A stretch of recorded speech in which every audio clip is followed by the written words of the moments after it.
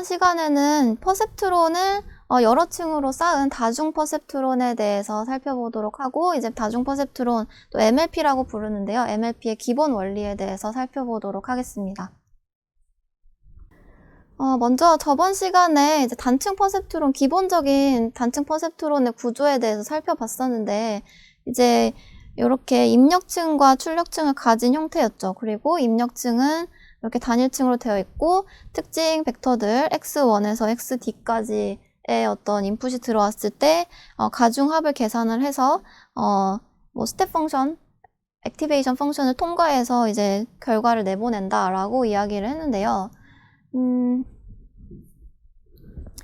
이때 이제 최종 출력이 계단함수를 활성함수로 사용하기 때문에 항상 -1과 1을 최종 출력으로 가진다라고 이야기했습니다. 근데 이때 단층 퍼셉트론의 한계에 대해서 생각을 해보면, 단층 퍼셉트론은 선형 분류기이다라고 이야기를 했어요. 근데 이게 지금 어떤 의미냐 하면, 우리가 선형으로 분리가 가능한 데이터에 대해서만 완전히 작동을 할 수 있다라고 이야기를 할 수 있겠습니다.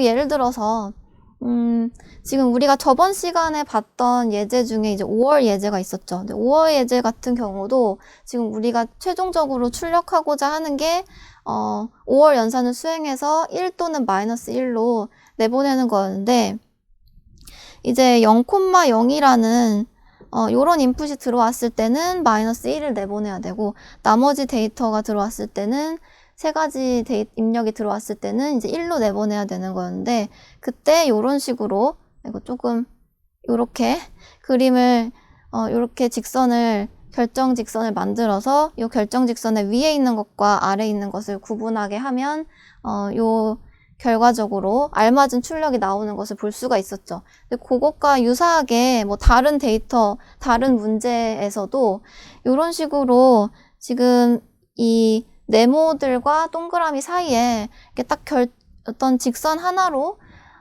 구분이 될 수 있는 이런 데이터라면 그냥 하나의 단일 퍼셉트론을 사용을 해도 문제가 없고 이런 직선을 우리가 찾아낼 수 있습니다.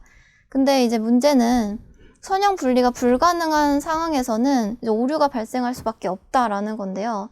예를 들면 이제 XOR 문제라는 것이 있는데, 이거는 OR 연산과 유사한 논리 연산이지만 지금 분류를 어떻게 해야 하냐면, 이렇게 두 개가 같은 값일 때, 즉 x1, x2가 00, 01, 10, 11 이렇게 들어올 때 요 두 개가 00이나 11일 경우에는 -1이 나오고, 01이나 10 서로 다른 값이 들어오면 1이 나오게 하는 요런 연산을 수행하고 싶다라고 해봅시다. 근데 이거를 이제 단일 퍼셉트론으로 우리가 학습을 해본다면 잘 되지 않아요. 왜냐면 이때 우리가 단층 퍼셉트론에서 할 수 있는 거는 하나의 직선을 만들어내는 것과 동일하기 때문에, 결국에는 요런 식의 직선을 만들면 이제 이쪽에 서로 다른 것들이 모이게 되고, 또 요렇게 직선을 그어보면 이것도 마찬가지로 이 아래쪽에 서로 다른 클래스인 것들이 모이게 되고, 이런 식으로 오류가 발생하게 됩니다. 요런 것도 마찬가지죠. 얘도 마찬가지고요. 그래서 이제 그냥 단순한 퍼셉트론은 요렇게 얘네들의 가중합으로 구성이 되어 있기 때문에 무조건 직선을 만들어내게 되어 있고, 요런 식의 어떤 2차원에서 요런 식으로 선형 분리가 불가능한 샘플에 대해서는 오류가 발생할 수밖에 없다라고 생각할 수 있겠습니다.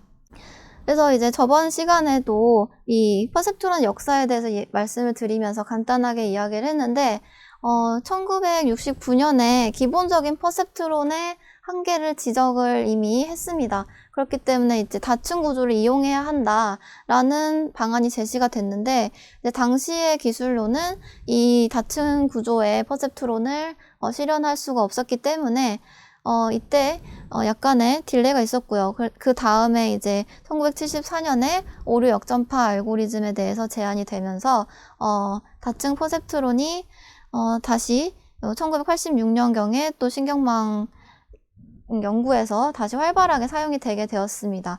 그리고 이제 현재 형태의 오류 역정파 알고리즘이 나온 것이 이제 1987년이고, 그 이후에 많은 발전이 이루어져서 93년에는 패턴 인식대에서 이 역정파 알고리즘을 활용해서 우승을 하기도 했다라고 되어 있죠. 그래서 저희가 이제 다층 퍼셉트론, 멀티레이어 퍼셉트론을 배우게 되면서 이제 그 학습의 방법으로 오류 역전파 알고리즘이 무엇인지는 이후에 배워보도록 하겠습니다.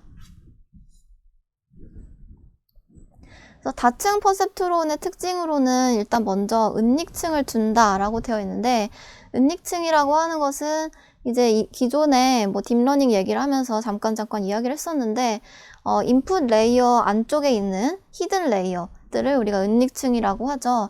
그래서 그 은닉층들이 더 새로운 특징 경관으로 변환하는 데 도움을 주기 때문에 은닉층을 둔다 라고 이야기를 할 수가 있겠고요. 그 예제는 뒤에서 보여드리도록 하겠습니다. 그 다음에 이제 활성함수로는 단순한 계단함수를 사용하는 것이 아니라 시그모이드 활성함수라는 것을 도입을 하게 되어 있습니다. 그래서 시그모이드 활성함수는 이제 계단함수는 이런 식으로 생겼고, 시그모이드 함수는 이런 식으로 생겼는데, 이런 식으로 조금 더 소프트한 의사결정이 가능하다라고 이야기를 할 수가 있겠고요. 이 활성함수에 대해서도 이 뒤에서 다시 한번 자세히 얘기를 하도록 할게요. 그 다음에 마지막으로 오류 역전파 알고리즘을 사용해서 학습을 한다라는 것도 이제 다층 퍼셉트론의 특징입니다. 그래서 우리가 아까 전에 이제 선형 분리가 안 되는 예제로 말씀드렸던 것이 이제 이 XOR 문제였죠. 그래서 요거를 과연 그런 퍼셉트론을 여러 개를 사용하면 문제를 풀 수 있지 않을까라고 생각을 해볼 수가 있는데요. 그래서 일단은 그냥 가장 기본적인 퍼셉트론만 생각을 해볼게요. 그러면 이 퍼셉트론 1 같은 경우는 우리가 처음에 5월 문제를 풀 때와 마찬가지로 마이너스 0.5, 1, 1 이런 식으로 웨이트이 구성되어 있는데, 이 경우에 이거를 이제 직선으로 표현을 해보면 우리가 다시 한번 기억을 되살려보면 결국엔 요거에서 가중합을 계산을 하면 마이너스 0.5 플러스 x1 플러스 x2이고, 요게 이제 0인지 0 이상인지 0 미만인지를 기준으로 결과가 바뀌기 때문에 요게 이제 결정직선이 된다라고 이야기를 했죠. 그래서 그거를 이제 x1, x2 평면에 그리면 요 1번 직선이 될 거고요. 그 다음에 이제 두 번째 퍼셉트론 같은 경우는 1.5 플러스 마이너스 x1, 마이너스 x2는 0 요렇게 구성이 되어 있네요. 근데 얘도 이제 직선으로 표현을 하면 결국에는 요 2번 직선으로 표현을 할 수가 있죠. 그렇기 때문에 우리가 이렇게 각각의 퍼셉트론으로는 이 4개의 샘플을 정확하게 네모와 동그라미로 구분을 할 수가 없습니다. 그런데 이 2개의 퍼셉트론을 병렬로 결합을 한다라고 생각을 해볼게요. 그러면 이제 똑같은 인풋을 입력으로 들여보내줄 건데, 이제 요거를 이런 식으로 Z1, 그 다음에 Z2라고 해서 아까 이제 퍼셉트론 1번, 2번으로 구성이 되어 있던 거를 이렇게 이제 합쳐봤고요. 근데 이제 여기까지는 별 차이가 없는데, 결국에는 이제 Z1과 Z2가 계산하는 것이 어떤 식으로 반영이 되냐 하면, 결국엔 요 Z1과 Z2에서 나온 값이 있을 텐데, 요 값을 모아서 새로운 요 2개의 값이 우리가 마이너스 1 또는 각각의 퍼셉트론이 마이너스 1 또는 1, 여기서도 이제 마이너스 1 또는 1이 출력되게 되어 있죠. 그러면은 그 결과값을 모으면 이제 이 2개의 Z1, Z2라고 하는 요런 새로운 좌표값이 생기게 되죠. 그렇기 때문에 우리가 가지고 있는 데이터를 여기를 통과시켜서 Z1과 Z2라는 새로운 값을 만들어내고, 그거를 이제 새로운 평면에다가 Z1과 Z2라는 평면에다가 표현을 해보면 이 점들의 위치가 바뀌게 돼요. 그래서 예를 들어서 지금 여기 이제 A와 B라고 되어 있는데, A, B, C라고 되어 있는데, 이제 전체 우리가 x1, x2 평면에서 이 두 개의 직선으로 구분되는 이 영역이 이제 요 부분이랑, 그 다음에, 요 부분, A라고 되어 있는 부분, 그 다음에, 그 윗부분, 요 부분, 이렇게 나눠볼 수가 있죠. 그래서 이 세 개의 공간에 있는 모든 점들은 다 결국에는 요 세 개의 점으로 Z가 만들어진다라는 거. 그러니까 Z가 지금 요렇게 구성이 된다는 것을 볼 수가 있습니다. 그래서 이렇게 새로 만들어진 특징 공간에서는 이 A에 들어있는 것들이 전부 다 여기 요 점으로 가기 때문에 가고, 그다음에 이 네모 두 개의 네모가 각각 요 점으로 가기 때문에 결국에는 이때는 이렇게 선형 분리가 가능하죠. 그래서 이런 식으로 여기에다가 이 뒤에다가 이 새로 만들어진 Z 값에 대해서 다시 퍼셉트론 연산을 수행하면 우리가 요런 직선을 찾을 수 있을 거고, 그러면은 선형 분리가 가능할 거라는 것이 예측이 되죠. 그래서 요런 식으로 우리가 왜 XOR 문제를 이 다층 퍼셉트론 이용해서 풀어야 되는지에 대해서 좀 생각을 해보겠습니다. 예를 들어서 한번 계산을 하나만 해볼까요? 지금 보면 요 자리가 지금 처음에 x1, x2, x0까지 같이 쓰자면 0, 0인 자리죠. 이건 항상 1이고. 근데 요게 이제 z1으로 이 첫 번째 이 파란색 노드 요거에 의해서 계산되는 것을 살펴보면 마이너스 0.5 플러스 1 곱하기 0 플러스 1 곱하기 0이니까 결국에 마이너스 0.5가 나오고요. 그 다음에 이제 두 번째가 1.5 마이너스 1 마이너스 1이네요. 그러면은 1.5 마이너스 1 곱하기 0 마이너스 1 곱하기 0 해서 결국에는 얘는 1.5. 요게 이제 각각 Z1, Z2가 아니고 요거를 다시 한번 스텝 펑션을 통과시키면 마이너스 1, 마이너스 1이 나올 거고, 요게 이제 즉 Z1, Z2가 마이너스 1, 마이너스 1이 나오는 거죠. 그렇기 때문에 요런 식으로 이제 계산이 되는 것을 볼 수가 있습니다. 조금 잘못됐나요? 요게 1.5니까 이제 1이군요. 1로, 그냥 마이너스 1, 1로 요 자리로 가는 것을 볼 수가 있죠.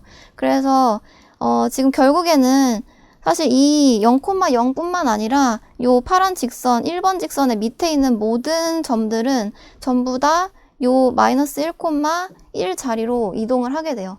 그렇기 때문에 새로운 한 번에 이제 변환이 일어난 거라 마찬가지고, 그 다음에 요 두 개의 직선 사이에 있는 값들은 전부 다 요 자리 1,1 자리 1,1이라는 값을 가지게 되고, 그 다음에 여기 1, 마이너스 1이라는 값, 여기 C 영역에 있는 점들은 전부 다 요 자리로 가게 됩니다.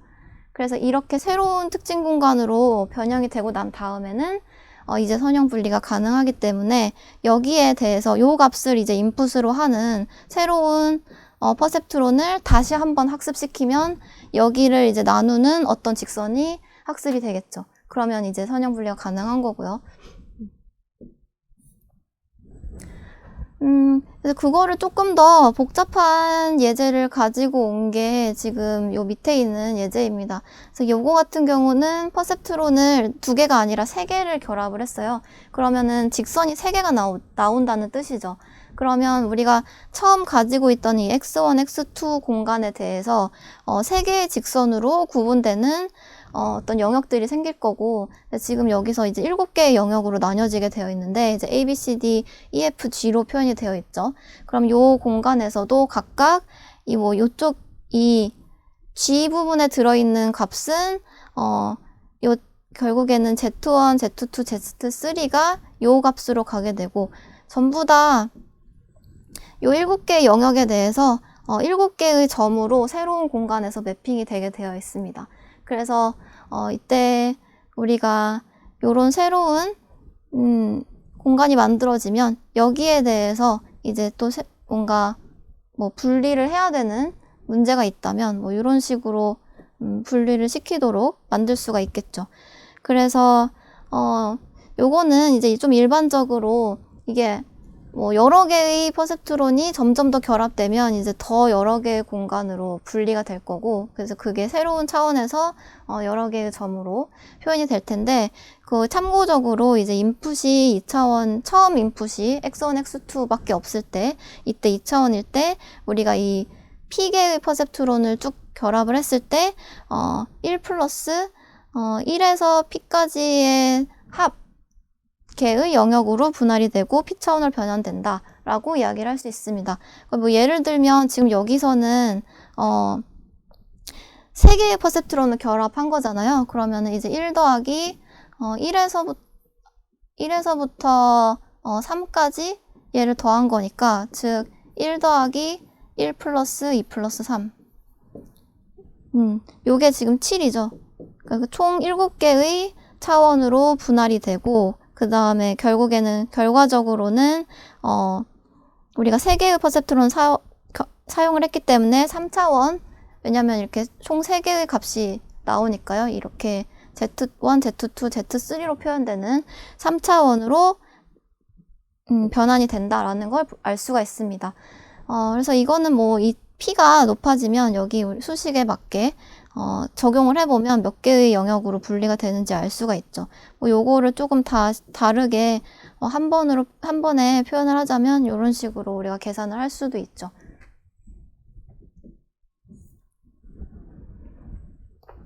그래서 이제 오늘 이제 멀티레이어 퍼셉트론이 필요한 이유에 대해서 좀 간단한 XOR 예제 등등을 살펴보면서 이제 확인을 해봤는데, 추가적으로 이 로지스틱 회귀와 퍼셉트론의 관계를 생각해보자 라고 되어 있어요. 그래서 제가 이런 그림을 가지고 왔는데, 사실은 이제 로지스틱 회귀에서도 결국에는 하고자 하는 일이 2개의 클래스로 바이너리 클래시피케이션을 하고 싶을 때 로지스틱 회귀를 많이 사용한다라고 이야기를 했는데, 그래서 결국에는 우리가 요 단순한 퍼셉트론에서도 이제 우리가 가중합을 구하고 난 다음에 인풋들에 대해서 가중합을 구하고, 그 다음에 이제 이거를 액티베이션 펑션으로 이제 스텝 펑션을 사용하기 때문에 아웃풋이 이제 -1 또는 1로 계산이 되게 되는데, 이제 로지스틱 회귀도 다시 한번 기억을 되살려 보면 우리가 이런 식의 어떤 여러 개의 데이터를 가지고 있고,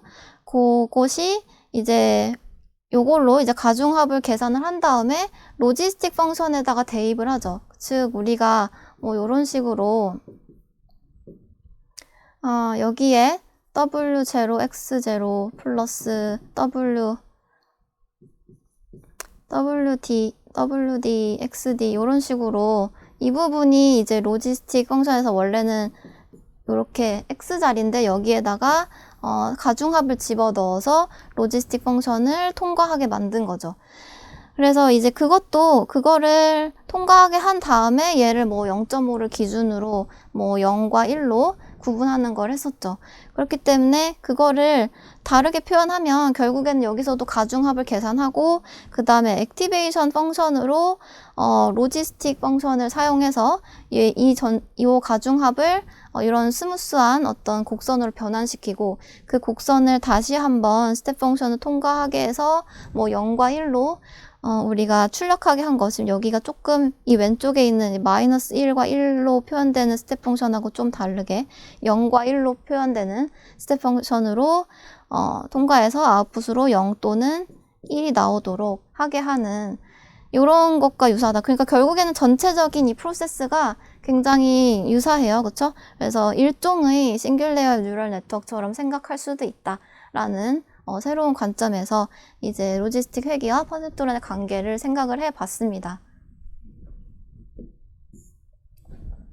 네, 그래서 이번 시간은 서머리를 해보자면, 먼저 이제 단층 퍼셉트론은 선형 분류기이기 때문에 우리가 가지고 있는 데이터가 선형 분류가 불가능한 경우에는 적용했을 때 한계가 있다. 오류가 발생할 가능성이 크다. 그렇기 때문에 우리가 다층 퍼셉트론을 만들어서 선형 분류가 불가능한 데이터에 대해서도 적용을 하고자 하는 것인데, 이 다층 퍼셉트론을 여러 층을 쌓아서 은닉층이 있는 구조로 만든 것이고, 여기에 이제 활성함수로는 시그모이드 활성함수를 도입해서 조금 더 융통성이 있는 의사결정을 수행하도록 한다라고 이야기했습니다. 그리고 이제 다층 퍼셉트론을 통과한 입력값이 결국에는 이제 우리가 이 앞에 예제에서 Z라고 이야기를 했었던 다른 차원의 값으로 변환이 되기 때문에 이런 새로운 차원의 값을 이용을 해서 선형 분리가 불가능한 데이터들을 분류하는 것을 수행을 할 수 있고, 그렇기 때문에 우리가 못 풀던 문제도 단층 퍼셉트론으로 못 풀던 문제도 다층 퍼셉트론을 도입하면 풀어낼 수가 있다라고 이야기를 할 수 있겠습니다. 그래서 그것의 가장 대표적인 예제로 제가 XOR 문제를 이야기를 했었죠. 그래서 그림으로 표현을 했을 때 직선으로 나뉘어지지 않는 이제 두 개의 클래스가 있었고요. 그래서 그거를 이제 여러 층의 다층 퍼셉트론을 통해서 XOR 문제도 분류를 제대로 할 수 있는 그런 모델을 우리가 학습시킬 수 있다라고 이야기를 할 수 있겠습니다.